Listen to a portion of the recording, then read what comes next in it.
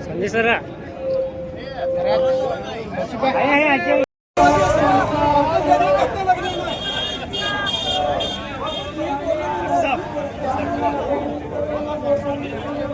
आधी लोग कौन है 25 लोगों का ना वीडियो इधर 25 लोगों का ना 28 सामने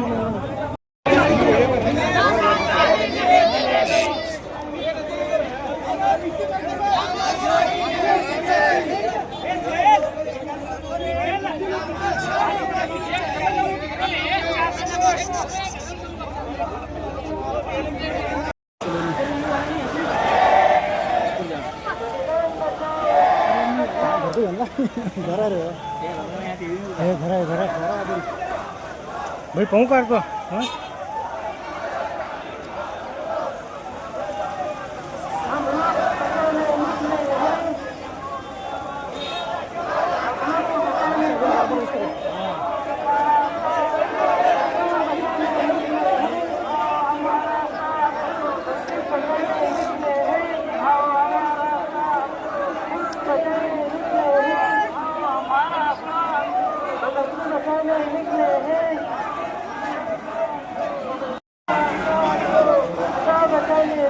झूम करने का ऐसे पड़ता है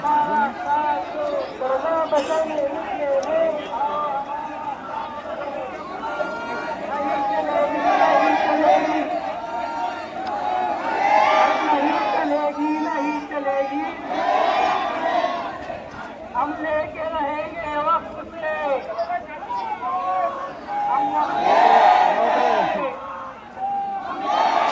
बोलो 1000 का 1000 नहीं जा रहा है वहाँ देखो अभी वहाँ है बचाने निकले हैं बचाने निकले हैं वापस लो वापस लो वापस लो वापस लो नहीं चलेगी नहीं चलेगी नहीं चलेगी नहीं चलेगी चलेगी नहीं चलेगी बीच में से खड़ा मारी जाने वापस लो सर्कल सीधा हम लेके रहेंगे वक्त से चल भैया शो दस्तूर बचाने निकले हैं चल ऐसे हम वक्त बचाने निकले हैं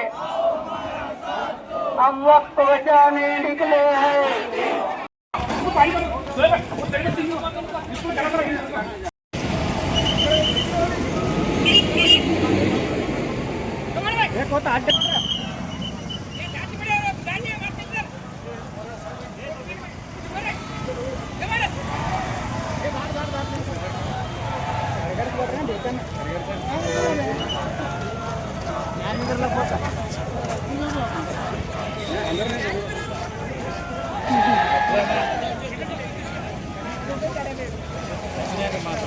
ಏನೇನ್ರಿ ಎಲ್ಲಿದ್ರಿ ನೀವು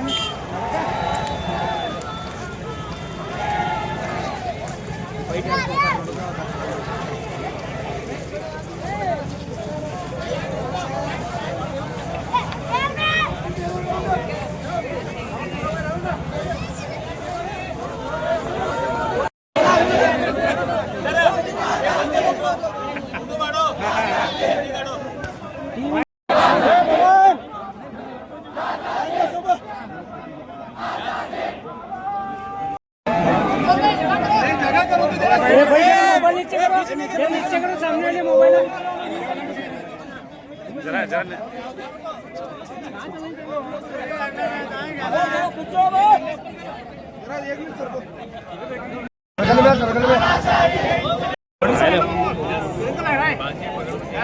ओके ओके सर ओके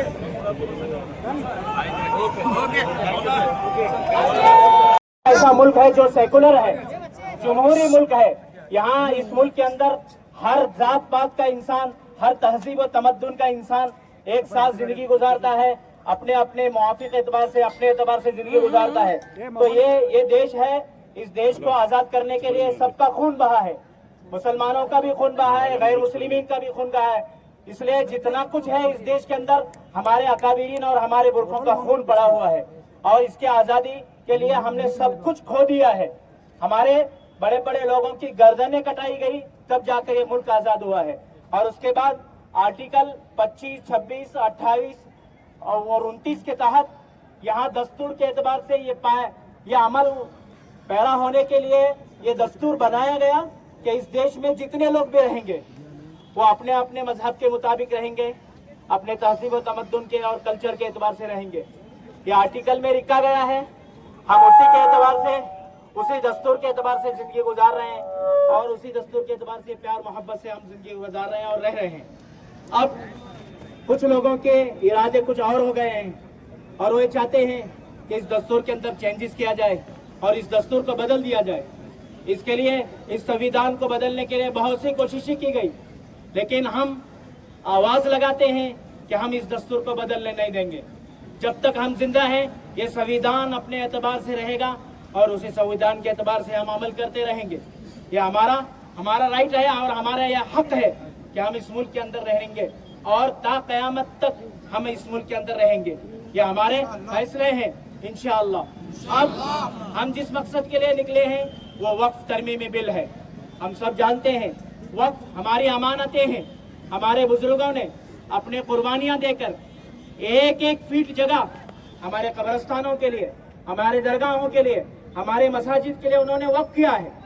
अपनी गाड़ी कमाई से कमाई हुई वो जायदादें हमारे हवाले किए हैं और हम इसके हकदार हैं और हमारा ये हक है कि वो जायदाद हम लेकर रहेंगे।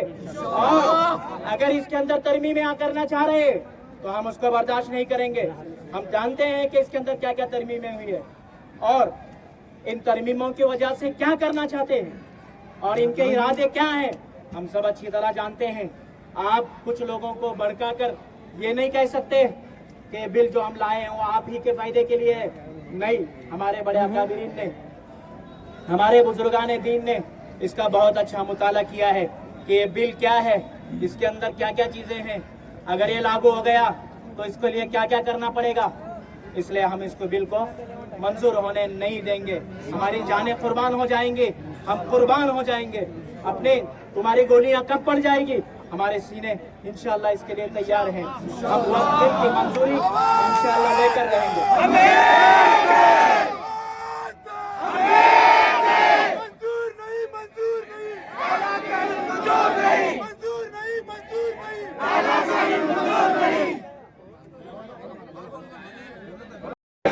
ये वक्फ बिल आई है और अल्लाह के नबी के ज़माने में भी बहुत से सहाबा इकराम ने अपने जाने कुर्बान करके अपने बड़े बड़े बाग अल्लाह के रास्ते में कुर्बान किए हैं। यह कोई मामूली बात नहीं है। अल्लाह के नबी अलैहिस्सलाम को एक यहूदी ने 7 बाग अल्लाह के नबी के हवाले किया और ये कहा कि इसको वक्फ कर दो और मुसलमानों के लिए और गैर मुस्लिमीन सब के लिए इसको वक्फ कर दो। आप जानते हैं हज़रत उमर रज़ी अल्लाह अन्हु ने वो खैबर की ज़मीन जो मुसलमानों और गैर मुस्लिम सब के लिए वक्फ कर दिया था। हजरत उस्मान रज़ी अल्लाह अन्हु का वाक़या वो जानते होंगे कि बीरे रूमा को उन्होंने मदीना के सारे लोगों के लिए वक्फ कर दिया। ऐसा नहीं है कि इससे सिर्फ मुसलमान पेंगे, नहीं, बल्कि हर कौम हर कास्ट का इंसान इससे फायदा उठाएगा, इसका पानी पिएगा। वापस लो, वापस लो, काला कानून वापस लो, नहीं चलेगी, नहीं चलेगी, तानाशाही नहीं चलेगी, नहीं चलेगी, नहीं चलेगी, तानाशाही नहीं चलेगी। इसलिए हम इतना बड़ा जो मजमा लेकर निकले हुए हैं, हमारा मकसद सिर्फ यही है कि जियो और जीने दो। हमारे प्रधानमंत्री ने जो कहा था कि सबका साथ सबका विकास, हम यही चाहते हैं कि सब अमन और सलामती के साथ रहने। ಈಗ MP ಪದಕ್ಕೆ ರಾಜೀನಾಮಾ ಕೊಟ್ಟು ಇವರು ಥಿಯೇಟರ್ ಮಾಡಕ್ ಹೋಗ್ಬೇಕಲ್ಲ, ಆ ನೇಪಾಳಿ ಮಂದಿ ಏನು ಕೆಲಸ ಮಾಡ್ತಾರಲ್ಲ ಅದು ಮಾಡಕ್ ಹೋಗ್ಬೇಕು. ಯಾಕಂದ್ರೆ ಈ ವಕ್ತಾಗ ಇವರು ಏನೇನು ಅಮೆಂಡ್ಮೆಂಟ್ ಮಾಡೋದು ನಿಮ್ಗೆ ಗೊತ್ತೈತನ್ರಿ.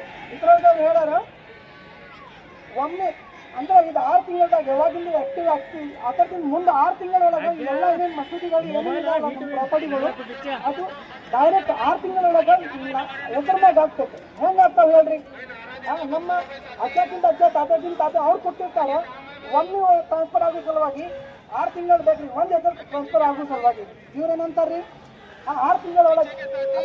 ಈಗ ನಮ್ಮ ಮಾನ್ಯ ಮೋದಿಜಿ, ಮಾನ್ಯ ಪ್ರಧಾನಮಂತ್ರಿ ಮೋದಿಜಿ ಅವರ 48ರಲ್ಲಿ ಹುಟ್ಟಿದ್ದಾರೆ. 72ದಾಗ ಅಂದಾಜ 72ದಾಗ ಅವರು ಡಿಗ್ರಿ ಆಗಿದೆ. ಅವ್ರ ಡಿಗ್ರಿ ಇನ್ನೂ ಸಿಗೋಲ್ಲ, ಅವ್ರು ಪಾಸ್ ಆಗಿದ್ದು ಡಿಗ್ರಿ ಸರ್ಟಿಫಿಕೇಟ್ ಇನ್ನೂ ಸಿಗೋಲ್ಲ. ಮತ್ತು ನಮ್ದು 14 ಸತಿ 114 ನಮ್ಮ ಕಟ್ ಮಾಡಿದೆ. ಅವಾಗಿಂದ ಡಾಕ್ಯುಮೆಂಟ್ಸ್ ಈಗೆಲ್ಲ ಹೆಂಗೆ ಆಗ್ತಾವ ಹೇಳ್ರಿ, ರೆಡಿ ಹೆಂಗೆ ಆಗ್ತಾವ? ಇವು ಅಮೆಂಡ್ಮೆಂಟ್ ಏನಿದೆಯಲ್ಲ, ಓಕೆ ಏನಿದೆಯಲ್ಲ, ಇವು ಮೋದಿ ಈಗ ನಮ್ಮ ಮೊಘಲ್ ಸಲ್ತನದಾಗ ಮತ್ತು ಆದಿಲ್ಶಾಹಿ ಹುಕೂಮತ್ತಾಗ ಎಲ್ಲ ವರ್ಕ್ ಆಗ್ತದಲ್ಲ. ಈಗ ನೋಡಕ್ ಹೋದಂದ್ರೆ 1400 ಸೆಂಚುರಿ ನಡೆದಿದೆ. ಈ ಸಲುವಾಗಿ ಇವ್ರು ಏನ್ ಮಾಡ್ತಾ ಇದ್ರು, ಈಗ ಹೇಳಿದ್ರೆ ಮುಸ್ಲಿಂ ಸಲುವಾಗಿ. ಈಗ ಒಂದು ಮಂದಿ पहलगाम में इंसिडेंट आए थे, थोड़ा नारा बंद करो। वो इंसिडेंट होने के बाद में क्या किया ये लोग, मुल्क का जो हिंदू मुस्लिम एकता जो भाई थे, वो इंसिडेंट के बाद मोदी मीडिया के जरिए से हिंदू को मुसलमान को दुश्मन करा. ಈಗ ಮಾನ್ಯ ಮೋದಿಜಿ ಅನ್ನೋದಾರ ನಮ್ಮ ಮುಸ್ಲಿಂ ಬಾಂಧವರ ನಮ್ಮವರಿದ್ದಾರೆ, ಅವ್ರನ್ನಾಗಿ ಅತ್ಯಾಚಾರ ಮಾಡಬೇಡಿ ಅಂತ ಹೇಳಿಕ್ ಬರ್ತೇನಿಲ್ಲ. ಯಾಕೆ ಹೇಳಾಗಿಲ್ಲ ಇವರು? ಅವಾಗ ಇತರವಾಗಿ ಅಷ್ಟೇ ಅವಾಗ ನಮ್ಮ ಮುಸ್ಲಿಂ ಬಾಂಧವರು ಬೇಕಾಗ್ತಾವ ಅವ್ರಿಗೆ. ನಮ್ಮ ಬಿಲ್ ಸಲುವಾಗಿ ಬಿಲ್ ಸಲುವಾಗಿ ಅವಾಗ ಮುಸ್ಲಿಂ ಬಾಂಧವರು ಬೇಕಾ. ಈಗ ದೇಶದಾಗ ವಿರೋಧಕ್ಕೆ ಏನಾಗೈತಿ, ಹಿಂದೂ ಮುಸ್ಲಿಂ ಜಗಳಾಗತ್ತಾವ. ಯಾಕೆ ಅವ್ರು ಬಾಯಿ ಬಿಚ್ಚಂಗಿಲ್ಲ, ಯಾರು ಮೋದಿಜಿ ಯಾಕೆ ಹೇಳಂಗಿಲ್ಲ? ಮುಸ್ಲಿಂ ಬಾಂಧವರು ನಂಬರ್ವಾಗಿದ್ದಾರೆ, ಅವ್ರ ಸಲುವಾಗಿ ನೀವು ಏನೋ ಅವ್ರಿಗೆ ತೊಂದರೆ ಕೊಡಬಾರ್ದು ಅಂತ. ಒಂದು ಡಾಕ್ಟರ್ ಎಜುಕೇಟೆಡ್ ಡಾಕ್ಟರ್ ಮಂದಿ ಪಶ್ಚಿಮ ಬಂಗಾಳದಾಗ ಏನಂದರು, ಮುಸ್ಲಿಮ್ದವ್ರು ಹಲ್ಲೆ ಮಾಡ್ಯಾರ, ಅದಕ್ಕೆ ನಮ್ಮಿಂದ ಪ್ರೆಗ್ನೆಂಟ್ ವುಮೆಂಟ್ ಉಪಚಾರ ಮಾಡಂಗೆ ಅಂತ ಹೇಳಿದ್ರು. ಎಷ್ಟು ಯಾವ ಥರ ನಮ್ಮ इंडिया का जो कम्युनिटी है, हम कम्युनिटी वर्क कर रिलेटेड है, ये जो बात कर रहे हैं वर्क कर रिलेटेड है. इतने लेवल हमारे जो है नहीं, हमारे में दुश्मनी पैदा की गई, इसको खत्म करने की कोशिश करना. और एक अमेंडमेंट बिल जैसा गड़बड़ जैसा करके रात के 2:30 बजे उन्होंने पास किए. और हमारे माननीय सदर साहबा जो द्रौपदी मुर्मू साहबा जो कबूल किए, हालांकि वो भी एक बैकवर्ड क्लास से हैं, उनको भी जो है सोचना चाहिए था. अब ये मामला सुप्रीम कोर्ट के हाथ में है, तो सुप्रीम कोर्ट इस पर गौर करना और हमारी बात पर तवज्जो देकर ये बात को खत्म करना और रिजेक्ट करना.